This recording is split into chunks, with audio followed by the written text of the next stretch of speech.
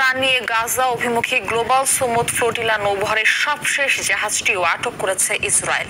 এর আগে global Sumud flotilla নৌবহরের অন্য সব জাহাজেরও নিজেদের নিয়ন্ত্রণে নেয় দখলদাররা। এদিকে গাজায় ত্রাণ প্রবেশ করতে না দেয়ায় বাংলাদেশ সহ বিশ্বজুড়ে উঠেছে নিন্দার ঝড়। প্রতিবাদে রাস্তায় নামে বার্সেলোনা, মালয়েশিয়া, পর্তুগাল সহ বিশ্বের বহু দেশের মানুষ। আটককৃতদের দ্রুত মুক্তির দাবি জানান বিশ্ব নেতারা। ইমতিয়াজ আহমেদের রিপোর্ট।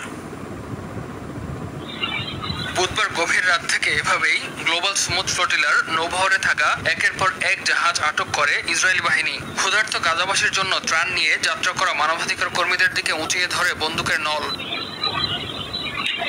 গাজা অভিমুখী 44টি নৌযানের গ্লোবাল সুমুদ ফ্লোটিলার শেষ জাহাজটিকেও আটক করেছে ইসরায়েল। স্থানীয় সময় শুক্রবার সকালের দিকে গাজা উপকূলে আসলে মেরিনেট নামের জাহাজটির দখলে নেয় ইসরায়েলি সেনারা।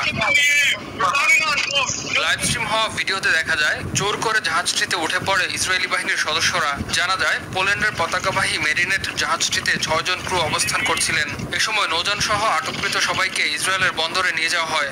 আমরা ফিলিস্তিনি টাইমে এসেছি। এর সাথে আমরা যেটা জানতে পেরেছি যে ইসরায়েলের আগে সমুদ্র ফ্লোটিলার অন্যান্য যারা ছিল ওটা আলাদাভাবে গিয়েছিল, আমরা ভিন্নভাবে গিয়েছিলাম। তাদের সবগুলি জাহাজকে আটক করেছে।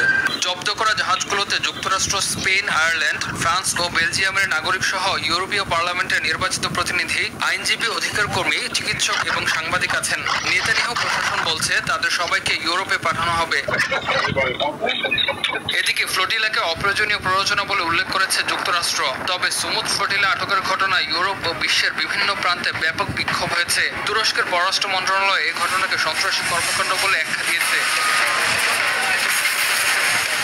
ফিলিস্তিনের স্বাধীনতাকামী সংগঠন হামাস একে বিশ্বাসঘাতক হামলা ও জলদস্যুতা বলে অভিহিত করে। কলম্বিয়ার প্রেসিডেন্ট গুস্তাভো পেট্রো একে আন্তর্জাতিক অপরাধ বলে উল্লেখ করেছেন এবং ইসরায়েলি কূটনীতিকদের বহিষ্কারের ঘোষণা দিয়েছেন। গেল আগস্টে গাজায় খাদ্য ঔষধবাহী 44টি নৌযান পাঠানোর ঘোষণা দেয় গ্লোবাল সুমুদ ফ্লোটিলা মিশনের পরিচালনাকারী স্বেচ্ছাসেবী জোট ফ্রিডম ফ্লোটিলা কোয়ালিশ FFC জোট। ইমতিয়াজ আহমেদ, RTV।